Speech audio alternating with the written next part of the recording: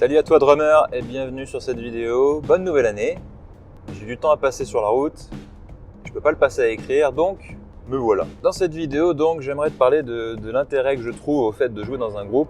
Et ça fait un moment que j'y pense, mais je pense que le meilleur moyen pour moi de t'en parler, c'est de t'exposer par mon expérience en fait. J'ai commencé la batterie il y a 12 ans, j'ai fait 3 ans d'école de musique, dans lesquels j'avais 1 heure par semaine de batterie, plus 1 heure de solfège obligatoire.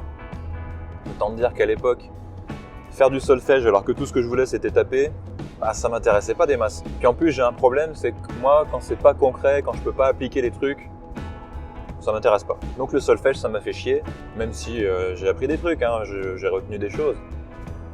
Mais ça m'a gonflé parce que lire des partitions pour la batterie, c'est pas un truc qui m'éclate particulièrement. Moi je fais partie de ceux qui jouent à l'oreille et qui aiment beaucoup ça. J'aime jouer à l'oreille, j'aime comprendre les choses. Tout seul comme un grand. Donc bref, 3 ans de solfège, 2 ans derrière où j'ai pas du tout touché à ma batterie, j'ai tout oublié. Et puis j'ai déménagé, j'ai carrément changé de région. Du coup, quand tu changes de région, tu changes tout. Et tu découvres de nouveaux gens. Et dans ces nouveaux gens, il y avait un guitariste. Et ce guitariste voit ma batterie et me dit « Ouais, super, génial, viens, on joue ensemble. » Alors bon, à l'époque, j'avais 17 ans, je crois. Et bon, on me propose de jouer de la batterie sans aucune prétention, hein, juste vraiment taper un délire avec un nouveau pote. Pourquoi pas? Et là, j'ai déjà découvert le truc qui pour moi est le plus important dans le fait de jouer dans un groupe. Tu peux passer un temps inconsidérable tout seul sur ta batterie, mais ce temps que tu vas passer tout seul, tu vas le passer un temps fou sur un morceau, à peaufiner des breaks, à peaufiner des parties que tu as du mal à comprendre, et tout ça, pourquoi? Pour rejouer précisément le morceau d'un groupe que tu écoutes. Alors oui, c'est très satisfaisant de jouer exactement un morceau qu'on adore, mais c'est pas mon délire. Moi, je préfère passer moins de temps avec des mecs à faire une petite séance d'impro où t'en as un qui va lancer un truc, ça va emmener tout le monde, et puis en fait, dans ces moments-là, tu vas pouvoir tenter des choses que tu ferais pas tout seul. Et je sais pas, un break, même un rythme qui d'habitude te pose problème, tu vas pouvoir l'essayer, et le fait de jouer avec quelqu'un, en fait, ça va te motiver à le faire mieux. Tu seras pas juste tout seul à ronfler sur ton truc, à dire « Ah, j'y arrive pas, fais chier » et acheter tes baguettes au milieu de la pièce. Je trouve ça plus intéressant, plus créatif, plus satisfaisant de découvrir comme ça, de te pousser avec des mecs.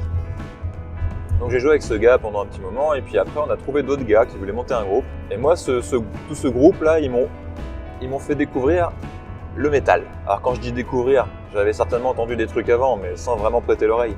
Mais eux, ils vont vraiment me faire découvrir plein de groupes, et du coup plein de genres dans le métal. Ça aussi c'est un point fort, c'est que jouer avec des mecs, ça va te permettre de découvrir des genres musicaux, des groupes, de booster ta culture musicale. Et du coup de booster ton oreille et d'apprendre plein de trucs.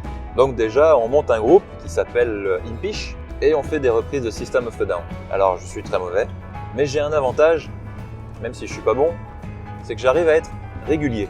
Pas régulier dans ma merde, hein. Je suis régulier, le tempo, tu vois. Ça c'est un avantage primaire du batteur, quand même. Donc voilà, on s'éclate pendant, je sais pas, 2 mois. Et c'est la rentrée des classes, chacun va dans son coin et on se perd de vue.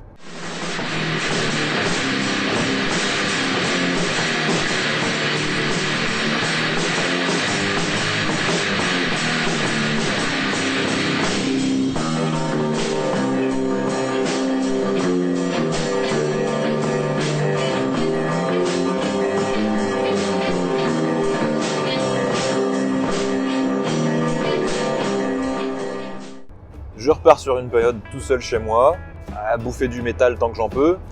Et autant te dire qu'à l'époque, on ne mettait pas un truc en streaming, hein, ça n'existait pas. Il fallait trouver la musique, il fallait l'aller chercher, il fallait la mériter. Donc je bosse. Bon, à mon niveau, hein, pas très bien, mais je bosse. Et quelques temps plus tard, il me semble que c'est ce même guitariste qui me dit qu'un groupe cherche un batteur. Donc un petit groupe de métal français qui fait ses petites compos françaises. Et je me dis, allez, vas-y, c'était trop marrant de jouer dans un groupe. Et me voilà à intégrer Biose. Et là, je passe déjà un cap. Je me retrouve dans un groupe où il y a un bassiste qui foisonne d'idées, qui comprend la batterie et qui me demande tellement de choses que je sais pas faire que je suis obligé d'apprendre à les faire. Donc ce groupe, il a duré 1 an et demi et sur la fin, j'ai encore découvert un truc génial, c'est les concerts. Alors évidemment, ça, je peux te faire 15 vidéos sur les concerts, Au début, quand on m'a dit concert, je me suis dit oh là là, putain, où est-ce que je vais? Vraiment, je me faisais dessus. Et le premier concert, j'étais pas bien. Jusqu'à ce que on monte sur scène et que les lumières s'éteignent ou s'allument, comme tu veux, parce qu'il y a un peu des deux. Et là, en fait, j'ai découvert un truc qui est toujours d'actualité, c'est que quand je suis sur scène, c'est comme une répète, mais en plus intense. On joue plus fort, on est plus énergique, et en fin de compte, tous les gens qui sont face à toi, tu les oublies totalement. Finalement, basse batterie, c'est un peu la position confortable du mec timide dans un groupe.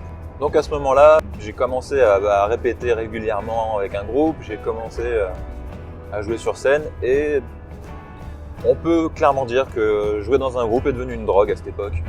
Mais pas le genre de drogue de merde dont tu veux te sortir absolument. Ça, c'est la drogue cool, c'est la drogue vraiment sympa.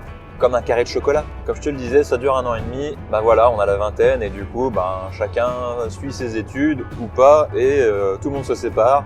Encore. Et Casper repart chez lui. Encore. Et il retourne travailler sur sa batterie tout seul.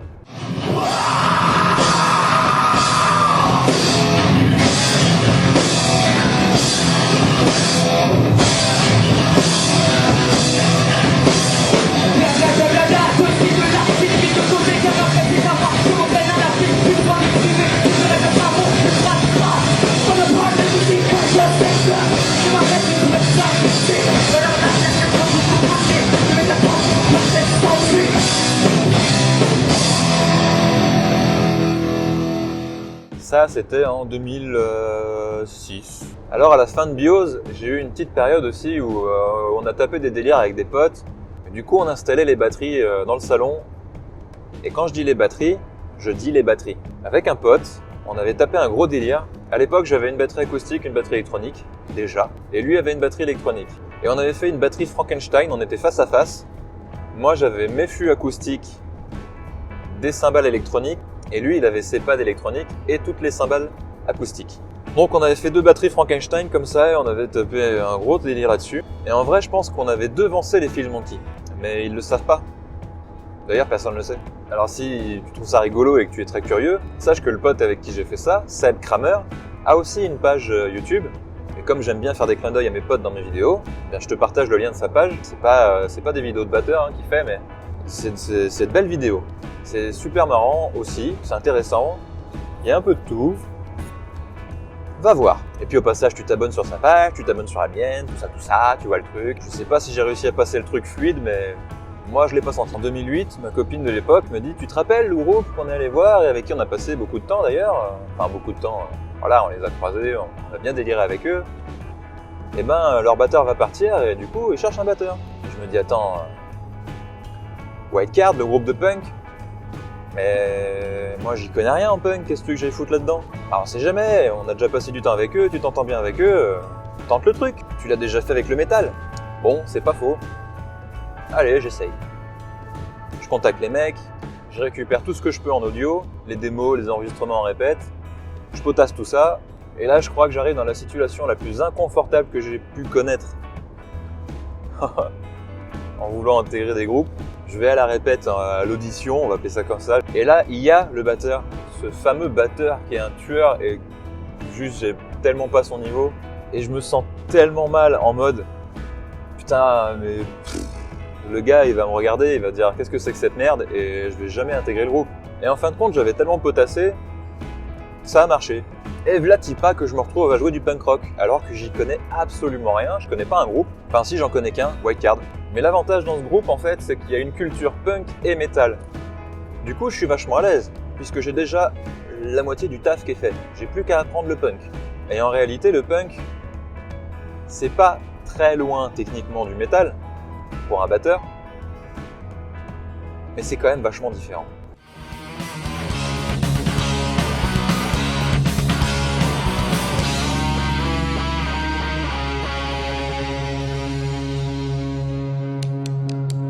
Gorgé de venin, crachant sur les images de femmes sans armes aux yeux creusés.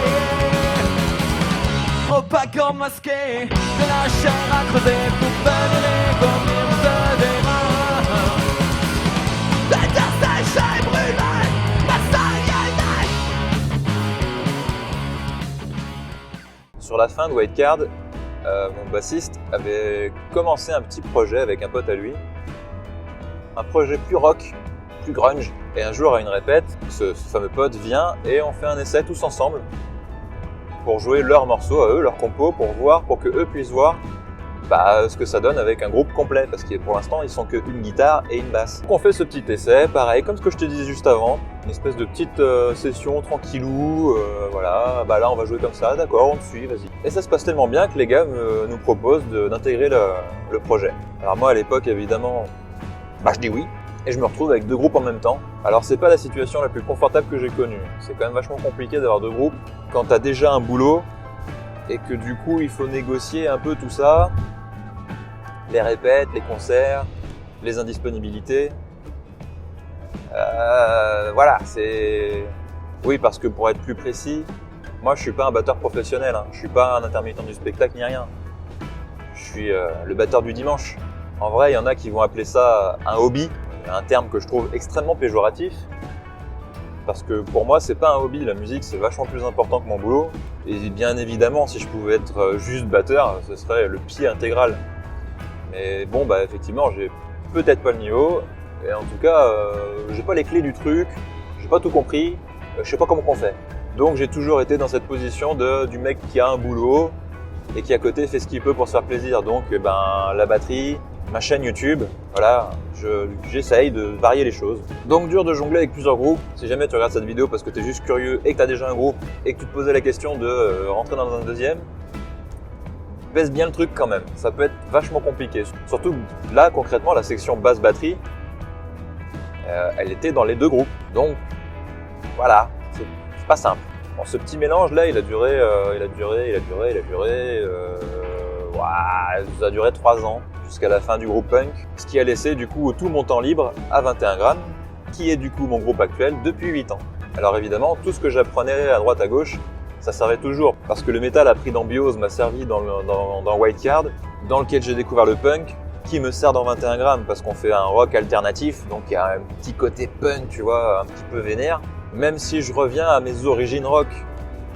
C'est une espèce de boucle comme ça, où tout sert à tout.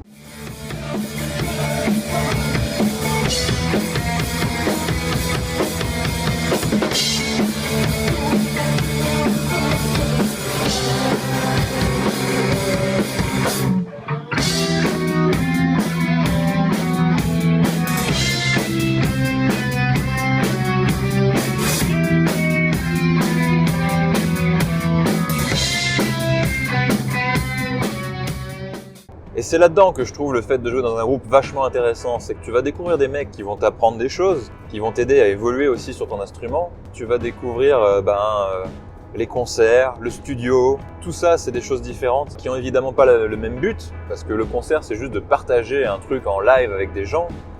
Le studio ça va être d'enregistrer ta musique pour pouvoir la partager avec encore plus de monde.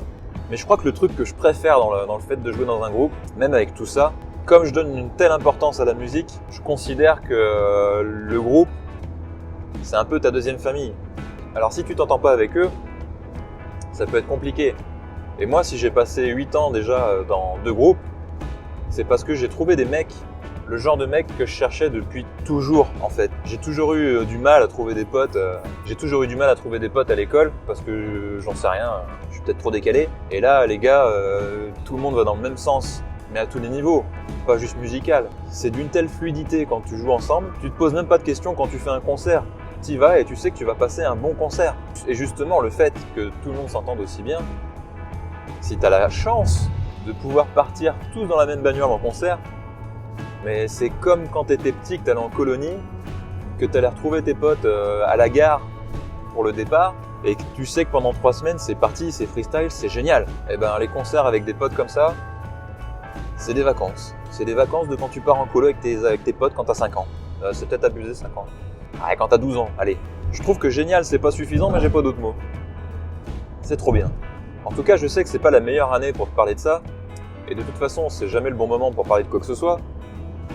Et en vrai, Bah si je me fiais qu'à ça, bah, j'aurais pas monté ma chaîne. Bah oui, déjà depuis bientôt 1 an, on fait plus de concerts. D'ailleurs, mon dernier concert, c'était quasiment il y a 1 an. Mais mec, c'est pas parce que tu peux pas faire de concert que tu peux pas faire de répète. Bon ok, il y a le couvre-feu qui pue la merde et qui t'empêche de répéter très tard le soir. Mais nous, tu vois, on se démerde et tous les semaines, on répète. Tous nos projets, pour l'instant, bah évidemment, ils sont en attente. Mais on lâche pas. Si j'étais tout seul, putain, bah ouais, je pense clairement que je ferais pas partie des mecs qui profitent du confinement ou du fait d'être bloqué chez soi pour faire de la batterie. Je suis un peu trop feignant pour ça. Là, non. Je veux un répète. Et on avance. Jouer avec un groupe, c'est aussi un coup de pied au cul comme ça. Tunnel! Voilà, c'était ma biographie, Casper, 20 ans de musique. Alors si ça t'a plu, sache que tu ne pourras rien entendre de Impish, tu ne pourras rien entendre de Biose. Par contre, tu peux aller écouter, si t'es un petit peu curieux, du Wildcard et du 21 grammes. Ça traîne un peu sur YouTube, ça traîne pas mal sur les plateformes de streaming. N'hésite pas, je te le rappelle, à aller voir la page de Seb qui fait de très belles vidéos dans la description. Il me semble que j'ai fait le tour de ma biographie, que je n'ai rien oublié. En même temps, si c'est le cas, bah, il n'y a que moi qui vais me rendre compte. Hein. Allez, sur ce, salut! Eh mais je peux rouler, je suis à 130 là. Yeah!